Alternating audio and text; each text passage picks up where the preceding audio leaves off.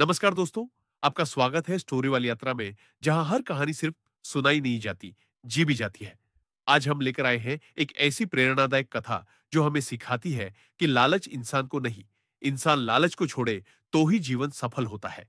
तो आइए सुनते हैं लालची ब्राह्मण और शेर की अनसुनी कथा।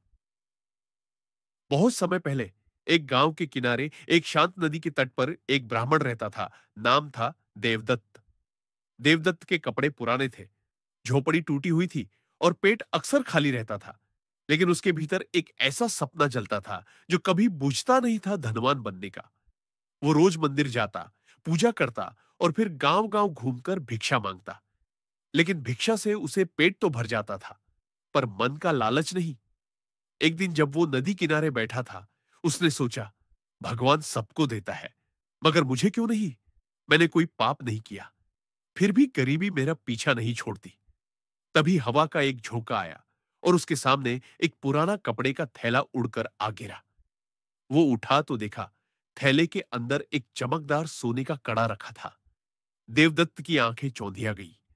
सोना, असली सोना! वो खुशी से झूम उठा। अब मुझे कोई नहीं रोक सकता, अब मैं गरीब नहीं रहूंगा। उसने आसमान की ओर देखा और बोला, धन्यवाद भगवान, आखिर तुमने मेरी सुन ली। पर कहानी यही खत्म नहीं हुई, बल्कि यहीं से शुरू हुई। देवदत्त ने वह कड़ा अपनी धोती के अंदर छिपा लिया और घर की ओर चल पड़ा। रास्ता जंगल से होकर गुजरता था। सूरज डूबने लगा था और हवा में एक अजीब सी सरसराहट थी। पक्षी अपने घोंसलों की ओर लौट रहे थे, पर देवदत्त के चेहरे पर सिर्फ एक ही भाव था, लालच। वो सोचता जा रहा था, अगर ये एक कड़ा इतना कीमती है, तो शायद उसके साथ और भी हो। अगर मुझे वो जगह मिल जाए जहां से ये आया। वो चलते चलते एक पुराने बरगद के नीचे रुक गया। वहां जमीन पर कुछ अजीब निशान थे, जैसे किसी जानवर के पंजों के। उसने नीचे झुककर देखा। मिट्टी में हल्की चमक थी। वो और पास गया, मिट्टी खोदी, पर तभी पीछे से एक गरजती हुई आवाज आई। कौन है जो मेरे घर में घुस आया है?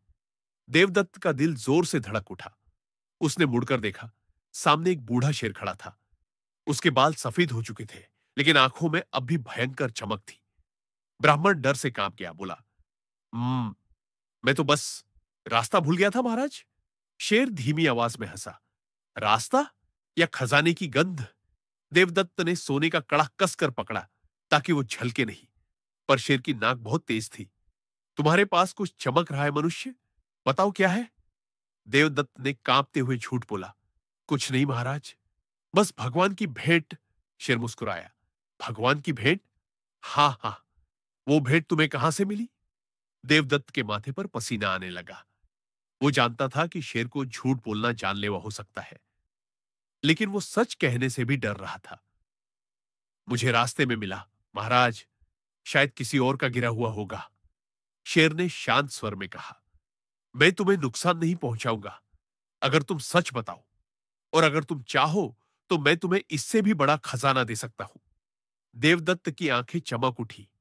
खजाना? हां, शेर बोला। इस जंगल में एक जगह है जहां सोने की मूर्तियां हैं, जिनकी रखवाली मैं करता हूं। लेकिन मैं अब बूढ़ा हो गया हूं। अगर तुम मेरी मदद करो तो उसका आधा हिस्सा तुम्हें मिल सकता है। देवदत्त का मन ललचाने लगा। उसने झट से पूछा, क्या करना होगा मुझे? शेर बोला, बस मुझे हर दिन थोड़ा भोजन देना, और मैं तुम्हें उस गुफा का रास्ता दिखाऊंगा। देवदत्त ने तुरंत हाँ कर दी। वो सोचने लगा, थोड़ा सा खाना और बदले में सोना, इससे अच्छा सौदा तो भगवान भी नहीं देगा। अगले दिन से देवदत्त रोज मंदिर से पूजा के बाद जंगल आता और शेर को खाना खिलाता। धीरे धीरे उनमें एक अजीब सा रिश्ता बन गया, डर और विश्वास के बीच का। शेर उसे पंडित कहकर पुकारता और ब्राह्मण उसे महाराज। एक दिन जब देवदत्त खाना लेकर आया, शेर ने कहा, आज मैं तुम्हें गुफा दिखाने ले चलता हूं। देवदत्त का दिल खुशी से उछल पड़ा। वो शेर के पीछे पीछे चला, जंगल के भीतर, पहाड़ियों के पार, जहां सूरज की किरणें भी मुश्किल से पहुंचती थी। वहां एक गुफा थी, जिसके मुहाने पर पुरानी जंजीरें लटकी थी। अंदर से हल्की सोने जैसी चमक आ रही थी। शेर बोला, ये वही जगह है, पर अंदर जाना सिर्फ तुम्हारे लिए सुरक्षित नहीं है। क्यों? देवदत्त ने पूछा। क्योंकि जो भीतर जाएगा उसे अपने मन का लालच वहीं छोड़ना होगा। अगर तुम भीतर किसी भी चीज को पाने की इच्छा रखोगे, तो ये गुफा तुम्हें निगल लेगी। देवदत्त ने मुस्कुराते हुए कहा, महाराज, मैं तो सिर्फ भगवान की कृपा देखने आया हूं। शेर ने उसकी आंखों में देखा, जैसे मन पड़ रहा हो। फिर धीरे से कहा, ठीक है, अंदर जाओ, और याद रखना जो अंदर दिखे उसे छूना मत। देवदत्त अंदर गया। अंदर सोने की मूर्तियां, रत्न और चांदी के दीपक रखे थे। वो मंत्रमुग्ध होकर सब देखने लगा। फिर उसकी नजर एक कोने में पड़े सोने के थाल पर पड़ी। उसमें ताजा फल रखे थे, जैसे किसी ने अभी अभी पूजा की हो। उसने मन में सोचा, इतना सब कुछ है, एक थाल ही तो है, इससे क्या होगा। उसने थाल उठाया और उसी क्षण गुफा से एक भीषण गर्जना गूंज उठी। दीवारें कांपने लगी और चारों ओर धुआं फैल गया। देवदत्त घबराकर बाहर भागा, पर रास्ता धुंध में खो गया। वो ठोकर खाकर गिरा और उसके हाथ से सोने का थाल छूट गया। शेर बाहर खड़ा था। मैंने कहा था ना, पंडित, लालच कभी अच्छा फल नहीं देता। देवदत्त घुटनों के बल गिर पड़ा। बोला, मुझे माफ कर दो महाराज, मैं बस थोड़ा सुख चाहता था। शेर की आंखों में करुणा थी। सुख चाहने में कोई पाप नहीं पंडित। पाप तब होता है जब सुख के लिए दूसरों का हक छीना जाए, या जब भगवान पर भरोसा छोड़ दिया जाए। इतना कहकर शेर जंगल के भीतर चला गया। देवदत्त वहीं बैठा रहा। घंटों तक उसके आंसू मिट्टी में मिलते गए और मन में पहली बार सच्ची शांति आई। देवदत्त उस रात बरगद के नीचे पड़ा रहा। शेर चला गया था। गुफा शांत थी, पर हवा में अभी भी वह गंध थी, धोखे, लालच और पछतावे की। आंखों से आंसू निकलते रहे। उसने आकाश की ओर देखा और कहा, हे भगवान, तुमने मुझे सोना तो नहीं दिया, पर सच्चाई जरूर दिखा दी। सुबह सूरज की किरणें जब पेड़ों की पत्तियों से छन कर आई, तो उसने महसूस किया कि जैसे उसकी आत्मा हल्की हो गई हो।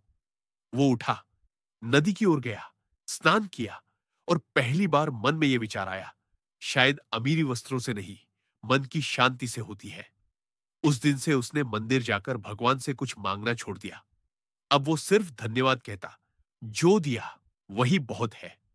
गांव लौटकर देवदत्त ने देखा कि उसका घर वैसे ही टूटा हुआ था, बर्तन वैसे ही पुराने थे, लेकिन उसे अब यह सब बुरा नहीं लगा। उसने खुद झोपड़ी की मरम्मत की, बांस की छत डाली और कहा, यही मेरा महल है। लेकिन नियति ने उसके लिए एक और परीक्षा रखी थी। एक शाम जब वह नदी किनारे पूजा कर रहा था, वहां से एक व्यापारी गुजरा, धनलाल। उसने देवदत्त को देखा और बोला, पंडित जी, सुना है आपको सोने का कड़ा मिला था। देवदत्त चौंका, तुम्हें कैसे पता? धनलाल मुस्कुराया, अरे, गांव में कौन सी बात छिपी रहती है, कहिए, बेचोगे क्या? मैं दोगुना भाव दूंगा। देवदत्त ने कहा, नहीं भाई, वो तो अब मेरे पास नहीं है। कहां गया? गुफा ने निगल लिया। धनलाल हंस पड़ा, पंडित जी, आप भी कैसी बातें करते हैं। गुफा कभी किसी को नहीं निगलती, बस मूर्खों को धोखा देती है। अगर सच में वहां खजाना है तो मैं जाऊंगा। देवदत्त ने चेताया, वहां मत जाना, वो जगह पवित्र है और लालच का अंत वही होता है। लेकिन व्यापारी ने उसकी बात नहीं मानी। अगले दिन कुछ मजदूरों को लेकर वो जंगल की ओर निकल गया। 3 दिन बीत गए, कोई लौटा नहीं। चौथे दिन गांव वालों को खबर मिली कि व्यापारी का सारा दल गायब हो गया है। कुछ लोग बोले, शायद शेर ने खा लिया होगा। पर देवदत्त के मन में कुछ और चल रहा था। वो जानता था कि वो गुफा किसी के प्राण नहीं लेती, बल्कि कर्मों का फल देती है। रात को देवदत्त फिर उसी जंगल की ओर गया। गुफा के पास पहुंचा तो हवा में फिर वही पुराना कंपन था। उसने धीरे से पुकारा, महाराज, क्या आप हैं? शेर की आवाजें गुफा के भीतर से आई। तुम फिर लौट आए पंडित।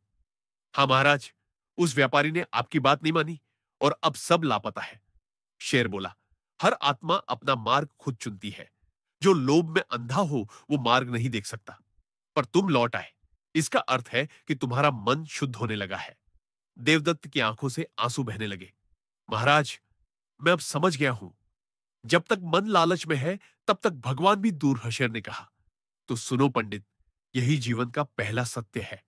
मनुष्य तभी तक गरीब है जब तक उसका मन अमीर नहीं हो जाता। देवदत्त ने विनम्र होकर पूछा, महाराज, क्या मैं आपको रोज देखने आ सकता हूं? आपसे सीखना चाहता हूं। शेर ने सिर हिलाया, आओ। पर याद रखना, मेरे पास सिर्फ ज्ञान है, सोना नहीं। उस दिन से एक अनोखी गुरु शिष्य की जोड़ी बन गई। देवदत्त रोज जंगल आता, फल और जल लाता और शेर के चरणों में बैठ जाता। शेर उसे जीवन के गूढ़ रहस्य समझाता। पंडित, जब इंसान भूख से लड़ता है तो उसका शरीर कमजोर होता है, लेकिन जब वो लालच से लड़ता है तो उसकी आत्मा मजबूत होती है। जो अपने हिस्से में जो भी मिला उसमें संतुष्ट है वही राजा है। दिन बीतते गए और धीरे धीरे देवदत्त का जीवन बदल गया। अब वो मंदिर में पूजा के बाद गांव के बच्चों को धर्म और नैतिकता की बातें सिखाने लगा। लोग उसे सम्मान से आचार्य देवदत्त कहने लगे। पर एक दिन एक अजनबी यात्री गांव में आया। वो थका हुआ था, भूखा भी। देवदत्त ने उसे अपने घर बुलाया, भोजन कराया। खाने के बाद यात्री ने पूछा, आप इतने शांत कैसे हैं पंडित जी? मैंने तो दुनिया में सबको दौड़ते देखा है, धन मान और सुख के पीछे। देवदत्त मुस्कुराया, क्योंकि मैंने देखा है कि जब इंसान दौड़ना छोड़ देता है तभी उसे समझ आता है कि वो हमेशा मंजिल पर था। यात्री आश्चर्य से देखता रहा। वो बोला, क्या आपने कभी सोने की गुफा देखी है? लोग कहते हैं वहां खजाना है। देवदत्त ने उत्तर दिया, हां, पर वो गुफा सोने की नहीं, मन की है। जो भीतर जाएगा और अपना लालच छोड़ देगा वही खजाना पाएगा। यात्री मुस्कुराकर बोला, मैं वहां जाऊंगा। देवदत्त ने सिर हिलाया, पहले खुद को पाओ, फिर वहां जाना, क्योंकि बिना भीतर के प्रकाश के कोई बाहरी गुफा रोशन नहीं होती। वो शब्द जैसे हवा में तैर गए। रात गहराई और देवदत्त की झोपड़ी में दीपक जलता रहा। पर उसी रात एक भयंकर तूफान आया। बिजली गिरी, पेड़ गिर गए और गांव के किनारे नदी का पानी बढ़ गया। लोग भागने लगे। देवदत्त ने अपनी झोपड़ी से बाहर झांका, पानी उसके दरवाजे तक आ गया था। तभी उसे किसी की पुकार सुनाई दी, बचाओ, कोई तो बचाओ। वो बिना सोचे समझे उस दिशा में दौड़ा। एक बच्चा पेड़ की डाल पर फंसा हुआ था और पानी तेजी से बढ़ रहा था। देवदत्त ने जान जोखिम में डालकर उसे बचा लिया। बच्चे की मां ने रोते हुए कहा, पंडित जी, आपने मेरे बेटे को नया जीवन दिया। भगवान आपको 100 जन्मों का पुण्य देंगे। देवदत्त ने बस मुस्कुराकर कहा, माता, अगर भगवान मुझे देख रहे हैं तो वो जानते हैं मैंने बस अपना कर्तव्य किया। लेकिन तूफान ने उसकी झोपड़ी बहा दी। सुबह जब गांव वालों ने देखा तो देवदत्त के पास कुछ भी नहीं था, ना घर, ना बर्तन, ना कपड़े। फिर भी वो मुस्कुरा रहा था। लोगों ने पूछा, पंडित जी, सब कुछ खोकर भी आप मुस्कुरा रहे हैं? देवदत्त ने कहा, क्योंकि अब मेरे पास वो है जो सबसे बड़ा खजाना है, शांति। वो शब्द सुनकर कई गांव वालों के मन बदल गए। कई ने लालच छोड़ दिया, कुछ ने झूठ बोलना बंद किया और कुछ ने गरीबों की मदद शुरू की। धीरे धीरे गांव में सुख आने लगा। किसानों की फसलें अच्छी होने लगी, व्यापारी ईमानदार हो गए और मंदिर में रोज भक्ति गीत गूंजने लगे। एक दिन देवदत्त आखिरी बार जंगल गया। वो बरगद के नीचे बैठा, आंखें बंद की और बोला, महाराज, आपके आशीर्वाद से मैंने जीवन का अर्थ समझ लिया है। शेर की आवाज हवा में गूंजी, अब तुमने वो पा लिया जो गुफा में नहीं था खुद को। देवदत्त के चेहरे पर एक शांत मुस्कान थी। वो धीरे धीरे खड़ा हुआ और नदी की ओर चल पड़ा। रास्ते में बच्चों ने कहा, आचार्य जी, आज आप बहुत खुश लग रहे हैं।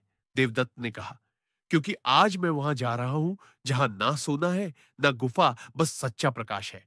और उसी शाम जब सूरज डूबा तो नदी के किनारे उसकी आत्मा ऐसे विलीन हुई जैसे हवा में दिया बुझ जाता है पर सुगंध छोड़ जाता है। और इस तरह लालची ब्राह्मण देवदत्त ने अपने लालच को छोड़कर सच्चा धन पाया, ज्ञान, संतोष और ईश्वर में विश्वास। शेर सिर्फ जंगल का राजा नहीं था, वह ईश्वर का दूत था जो हर मनुष्य को उसके कर्मों का फल दिखाने आता है। अंतिम संदेश दोस्तों, इस कहानी से हमें यही सीख मिलती है कि धन, पद या सोना नहीं, संतोष ही असली खजाना है। जिसने ये जान लिया उसके जीवन में ना कोई डर रहता है, ना कोई अभाव। अगर आपको ये प्रेरणादायक कथा पसंद आई हो तो इसे जरूर लाइक करें, अपने विचार कमेंट करें और स्टोरी वॉली यात्रा को सब्सक्राइब करें। Thank you.